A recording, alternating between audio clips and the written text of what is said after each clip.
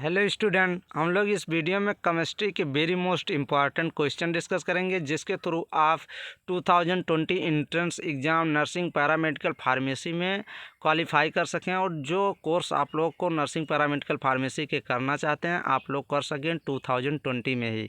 जैसे आप लोग को अगर नर्सिंग 2020 में करना तो अभी KGMU लखनऊ से आप कर सकते हैं। अभी फॉर्म आया नहीं है, जैसे ही फॉर्म फिलअप होता है आपको वीडियो के माध्यम से सूचित किया जाएगा। अगर किसी भी स्टूडेंट को नर्सिंग पैरामेडिकल फार्मेसी का 2020 में डिप्लोमा एंड डिग्री कोर्स करने हैं नर्सिंग पैरामेडिकल फार्मेसी के, तो वो UP UMS CP net Saifai Etawah के थ्रू कर सकता है। अभी फार्म आया नहीं है, आफ्टर नीट के एग्ज़ाम के बाद आने के चांस है 30 सितंबर तक। तो आप लोग जैसे ही फॉर्म आएगा आप लोग को सूचित किया जाएगा वीडियो के माध्यम से।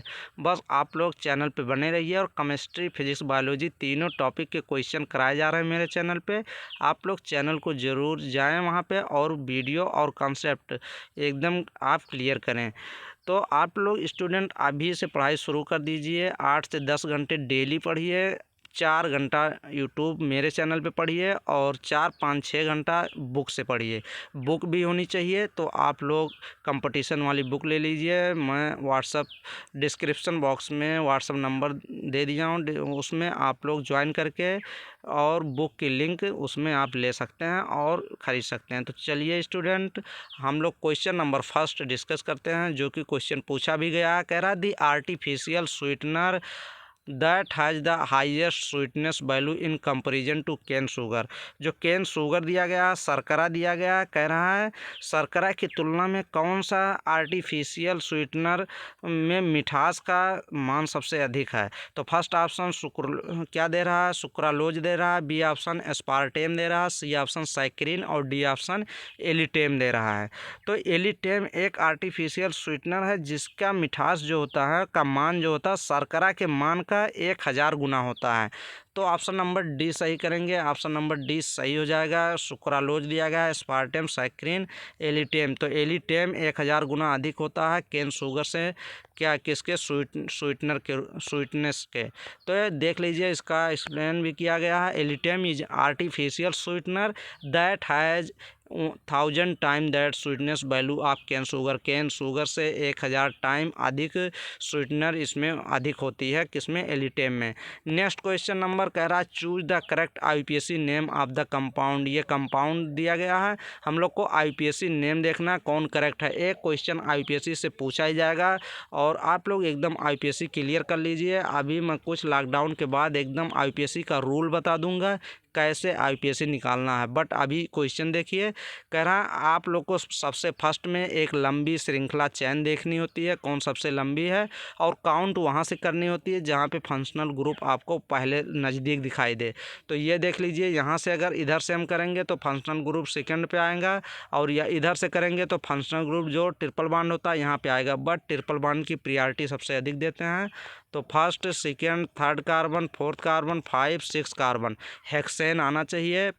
तो हेक्सेन देख लीजिए 1, 2 पे क्या लगा है, 2 या 4, 5 पे क्या लगा है, मेथिल लगा है। तो 4, 5 डाई मेथिल और 2 पे 2 हेक्साइन लगा है।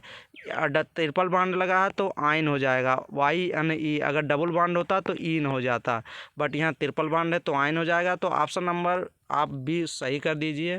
देख लीजिए 4, 5 पे क्या लगा है, डाई मेथिल, एक मेथिल यहाँ, डाई मेथिल, 2 हेक्साइन।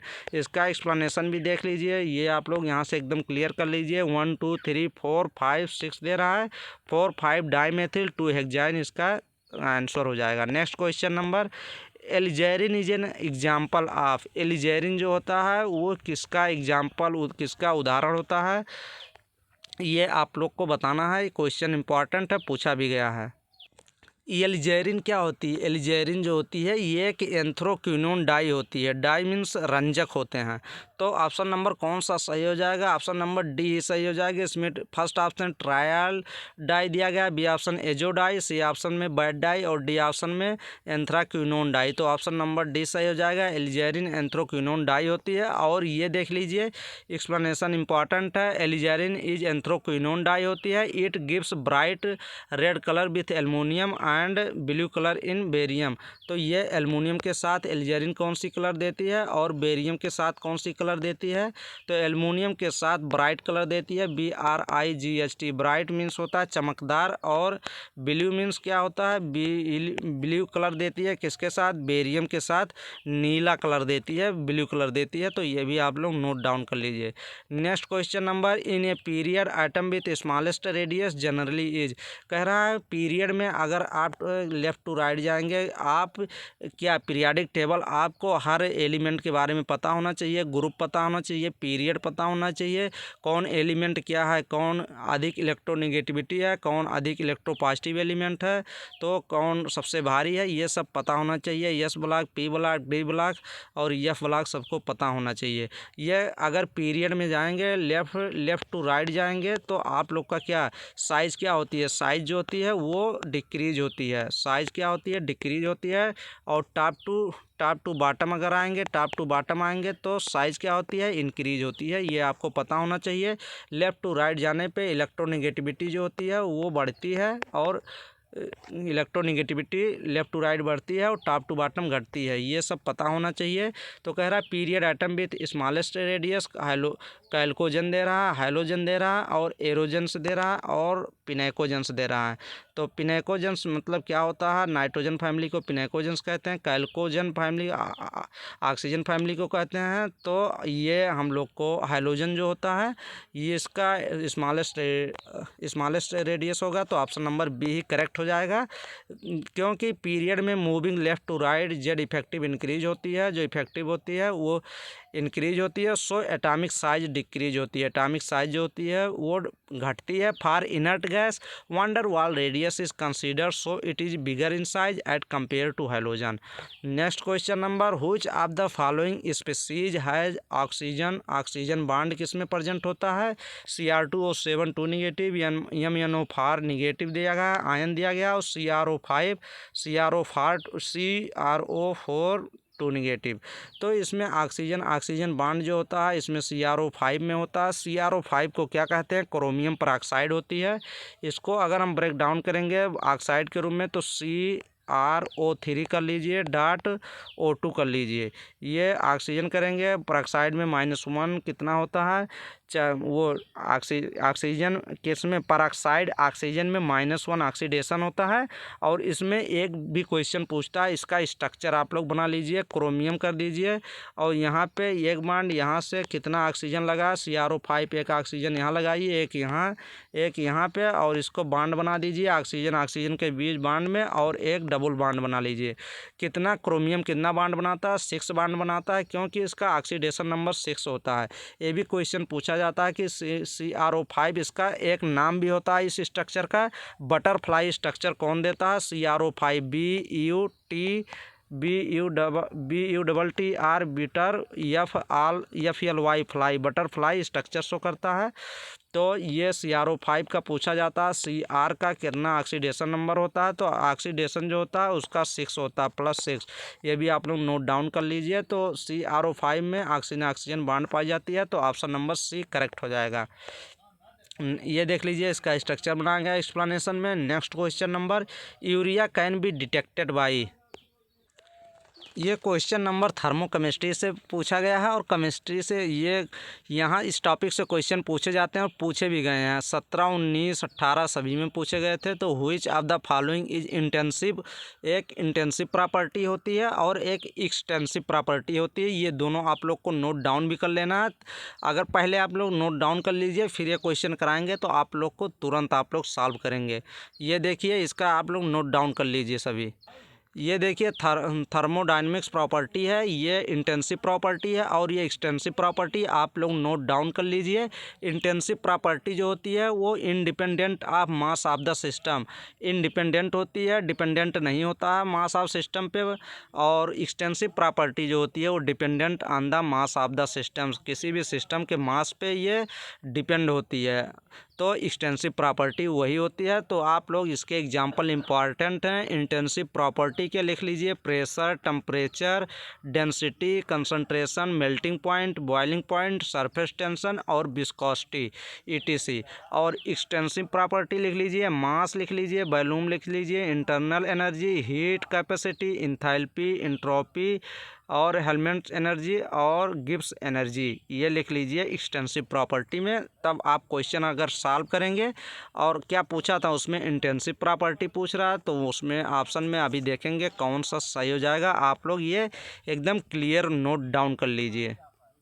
अब आप लोग ये क्वेश्चन एकदम तुरंत करेंगे। कह रहा है इंटेंसिव प्रॉपर्टी कौन सी होती है, तो डेंसिटी जो होती है वो इंटेंसिव प्रॉपर्टी होती है। तो ऑप्शन नंबर फर्स्ट ही सही हो जाएगा। वॉल्यूम, टोटल हीट कैपेसिटी और मास क्या होती है, ये एक्सटेंसिव प्रॉपर्टी जो होती है, क्योंकि ये मास पे डिपेंड होती है। तो ऑप्शन नंबर फर्स्ट करेक्ट हो जाएगा। इसका एक्सप्लेनेशन देख लेते हैं। Intensive property those that depend upon the nature of the substance, क्या नेचर सब्सटेंस के नेचर पे डिपेंड करती है। The ratio of two extensive property is intensive property. तो ये आप लोग एकदम नोट डाउन कर लीजिए, क्वेश्चन इंपॉर्टेंट है। नेक्स्ट क्वेश्चन नंबर कह रहा है which one of the following undergoes reaction with 15% sodium hydroxide NaOH to give the corresponding alcohol and salt of acid. जैसे ही NaOH 50% लेगा, बेस लेके रिएक्शन कराता है और एल्कोहल और साल्ट मिलता है, तो वो कौन सी रिएक्शन हो जाती है, एक नेमिंग रिएक्शन है जिसका नाम अभी हम लोग कैनिजारो रिएक्शन के नाम से पढ़ेंगे। कैनिजारो में अल्फा हाइड्रोजन नहीं होना चाहिए, ये देख लीजिए।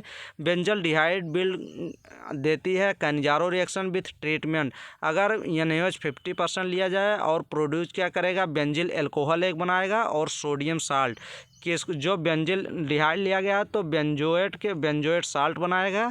इट डज नॉट कंटेन क्या, अल्फा हाइड्रोजन इसमें बेंजल्डिहाइड में नहीं प्रेजेंट होती है। तो आप लोग ये एकदम ही क्लियर कर लीजिए। इसके हम किससे पहचान जाएंगे, इसके हम रिएजेंट से ही पहचान जाएंगे कि ये क्यों कैनिजारो रिएक्शन है। कैनिजारो रिएक्शन में अल्फा हाइड्रोजन नहीं होना चाहिए, फिनाल, ब्यूटेनॉल, बेंजोइक एसिड और बेंजल्डिहाइड। तो ऑप्शन नंबर डी सही हो जाएगा, बेंजल्डिहाइड ऑप्शन करेक्ट हो जाएगा। अगर इस क्वेश्चन का आपको रिएक्शन देखना है तो आप देख लीजिए, ये बेंजीन बना लीजिए। बेंजीन बनाने के बाद आप क्या करेंगे, ये बेंजीन हो गया, इस पर CHO ग्रुप लगाएंगे तो बेंजल्डिहाइड हो जाएगा। इसमें 50% क्या लगाएंगे, 50% NaOH लगाएंगे, सोडियम हाइड्रोक्साइड। फिर उसके बाद क्या बनाएगा, ये एक बनाएगा एल्कोहल बनाएगा, CH2OH बनाएगा, CH2OH बनाएगा। इसको क्या कहेंगे, इसको बेंजील एल्कोहल कहेंगे। प्लस क्या बनाएगा, एक बनाएगा, ये बनाएगा बेंजीन पे COONA बनाएगा, COONA बनाएगा, ये सोडियम बेंजोएट बना लेगा। तो ये कैनिजारो रिएक्शन होती है। ऑप्शन नंबर डी ऑप्शन सही हो जाएगा। Next question number which of the following exhibits greater coagulation power toward the negative colloid. इसमें कोagulation पावर पूछ रहा है। ये क्वेश्चन आसान होता है, बट आप इसका ट्रिक समझ लीजिए। नेगेटिव कोलॉइड्स की बात कर रहा है, तो हम लोग जिसमें अधिक पॉजिटिव होगा वही क्या ग्रेटर कोagulation पावर उसी की होती है। यहाँ निगेटिव की अगर बात करें तो अब हम लोग पॉजिटिव देखेंगे। अब हम लोग देख लेते हैं कौन सा ऑप्शन इसमें सही है। ऑप्शन नंबर देख लीजिए, इसमें कह रहा है negative colloid coagulated by positive ion, vice versa, मतलब अपोजिट हो जाती है। Greater the valency of coagulation ion, greater will the coagulating power according to Hardy. ये एक रूल था, तो इसी रूल के अनुसार हम लोग ये क्वेश्चन सॉल्व करेंगे।